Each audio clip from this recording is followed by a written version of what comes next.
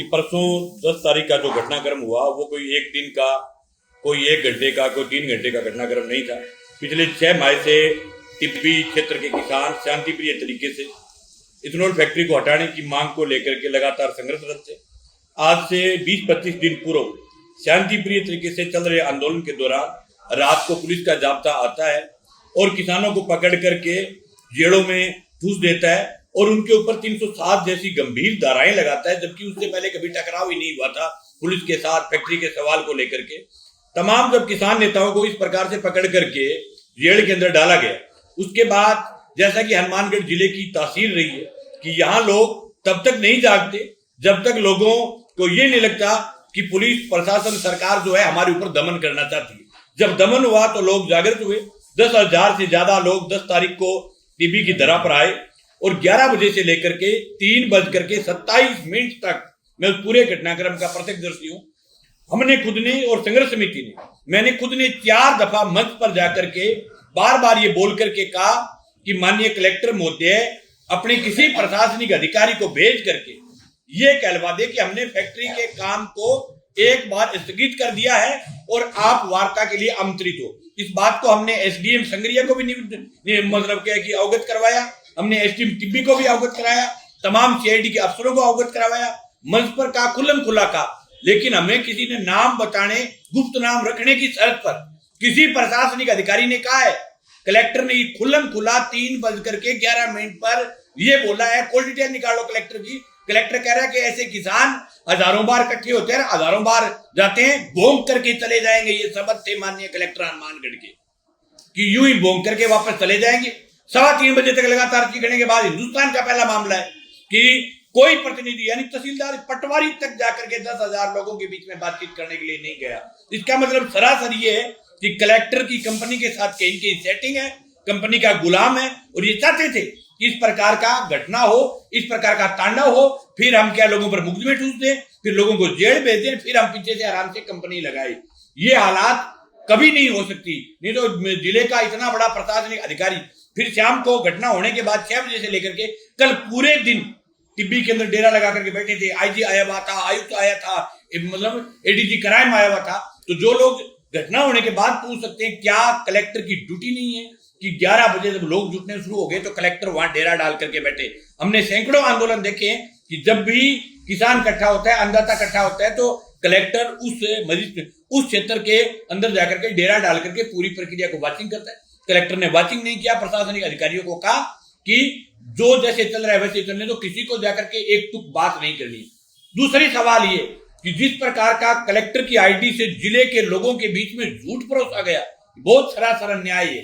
जिला कलेक्टर एवं जिला मजिस्ट्रेट की सरकारी आईडी है, उस पर कहा गया कि मंगेश चौधरी, बलवान पुनिया के फोन पर हमने व्हाट्सएप कर दिया था आदेश फैक्ट्री को रद्द होने का। मैं कह रहा हूं आज ही वो आदेश आप दिखा दो, हमारे व्हाट्सएप की चेकिंग करा दो। अगर कलेक्टर का सिंगल फोन मेरे फोन पर या बलवान पुनिया के फोन पर या हमारी संघर्ष समिति के किसी नेता के फोन पर अगर सिंगल फोन कलेक्टर का आया हो, एसडीएम टिब्बी जब लोग रवाना हो गए 5:30 बजे जब स्थिति बिगड़ी, तब एसडीएम टिब्बी ने हमारे किसान सभा के जिला अध्यक्ष बलवान पुनिया के फोन पर फोन करते हैं कि अब हम आदेश भिजवा रहे हैं, आप लोगों को रोक दो। फिर भी बलवान जी ने कहा कि आप आदेश भेजो, जितना हो गया उतना हो गया, हम लोगों को रोकेंगे। उसके बाद वहां जो घटना हुई वो भी पुलिस की, प्रशासन की गलती के कारण हुई। मैं सबसे आगे था, मेरे पैर की चोट आई है, पैर मेरा फ्रैक्चर है। सबसे पहले जब लोगों के लिए तय जगह थी, उस जगह पर अतिरिक्त भीड़ होने के कारण, क्योंकि वो 3 किले के अंदर भीड़ जो है वो समा नहीं सकती थी जितने किले खाली किए थे, तो लोग उत्सुकतावश फैक्ट्री को देखने के लिए चले गए। जैसे ही फैक्ट्री के गेट के पास पहुंचे तो वहां से क्या पुलिस ने लाठियां बरसानी शुरू कर दी, आंसू गैस के गोले छोड़े और आंसू गैस के गोलों के दौरान लोगों को यूं लगा कि राजस्थान की पुलिस ने फायरिंग कर दी। तभी पुलिस के एडीजी क्राइम का बयान है कि हमने तो कल हथियार जब्त कर लिए थे। आज के भास्करिया पत्रिका की खबर है कि हमारे हथियार हमने जब्त कर लिए थे, नहीं तो हम लोगों को गोलियों से मार देते। ये एडीजी क्राइम कह रहे हैं। उनकी भाषा को देखो कि गोलियों के खोल कहां से आए, गोलियों के खेल हरियाणा से आए, पंजाब से आए या पाकिस्तान से आए, कितनी शर्मनाक बात है कि हर घटनाक्रम को, हर आंदोलन को खालिस्तान से, पाकिस्तान से इस प्रकार से जोड़ करके देखना ये हिंदुस्तान की सरकार की साजिश रही है। राजस्थान सरकार के मंत्री जोगाराम पटेल और सुमित गोधारा ने जिस प्रकार की वाहियात तरीके से हनुमानगढ़ जिले के किसान का मजाक बनाया है, उन्होंने पूरी प्रेस कॉन्फ्रेंस के दौरान हमारे 47 किसान घायल हैं, लोगों के पैर टूटे हुए हैं, सिर फूटे हुए हैं, आंख टूटी हुई है, उस दौरान जो जोगाराम पटेल बैठ करके हनुमानगढ़ जिले के किसान की बेइज्जती कर रहा है, सुमित गोधारा को बैठ करके ये कह रहा है कि मंत्री जी आपको जन्मदिन की बधाई हो। शर्म नहीं आती ऐसे मंत्रियों को। और फिर वो मंत्री जी कह रहे हैं कि हरियाणा और पंजाब की उपद्रवी भीड़ थी।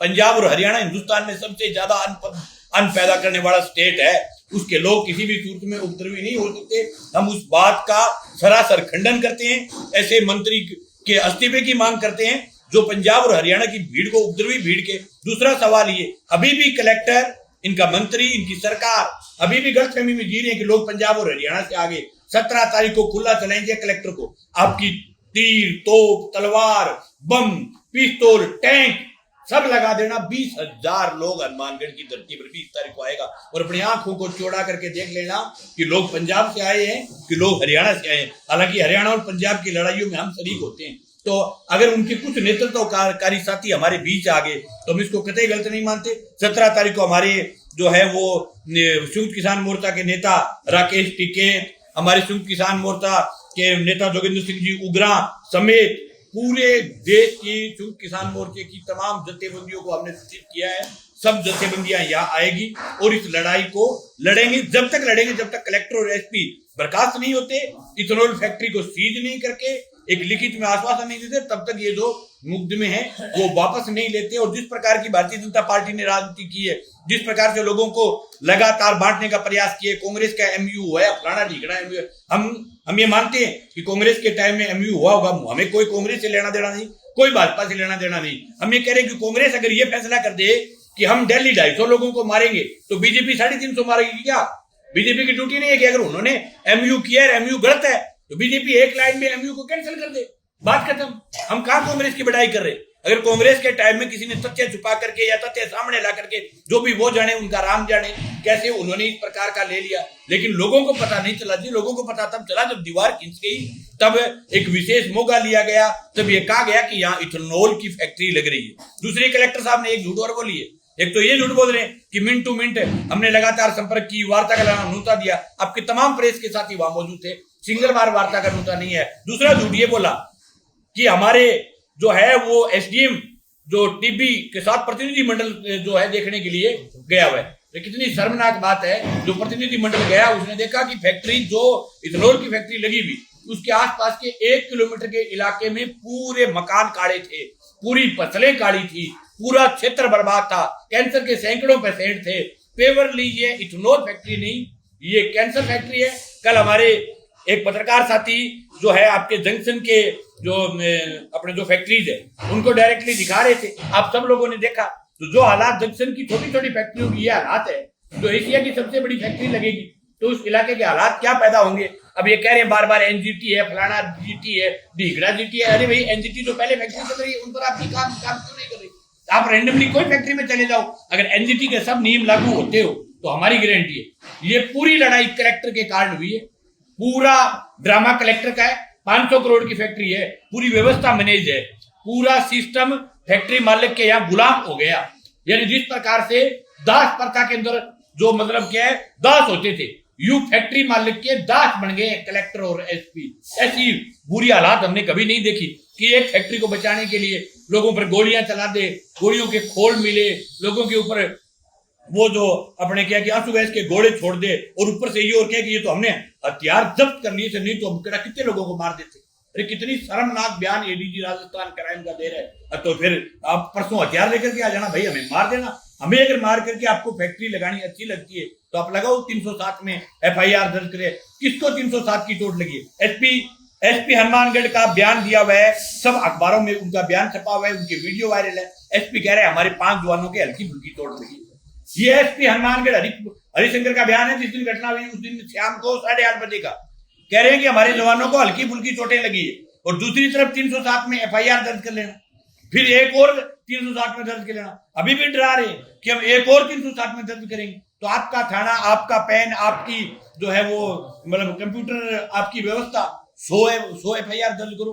FIR से अगर डराना चाहते हैं तो हम कतई डरेंगे नहीं। अभी भी हम कह रहे हैं प्रशासन से कि टेबल पर आओ। हर बात का रास्ता टेबल पर निकलता है, हर चीज का रास्ता टेबल पर निकलता है। कलेक्टर को टेबल पर बैठना पड़ेगा, MU इस फैक्ट्री का रद्द करना पड़ेगा। अगर ये रद्द नहीं करेंगे तो ये लड़ाई और तेज होगी। ये लड़ाई पूरे राजस्थान के अंदर फैलने वाली लड़ाई है, पूरे प्रदेश के अंदर फैलेगी और लोग इसके खिलाफ ताकत के साथ लड़ेंगे। और जो ये बयान देने की बाहर के लोग हैं तो 17 तारीख को चेक कर लेना, आप आधार कार्ड ले लेना, एक एक आदमी से काम के लोग हैं।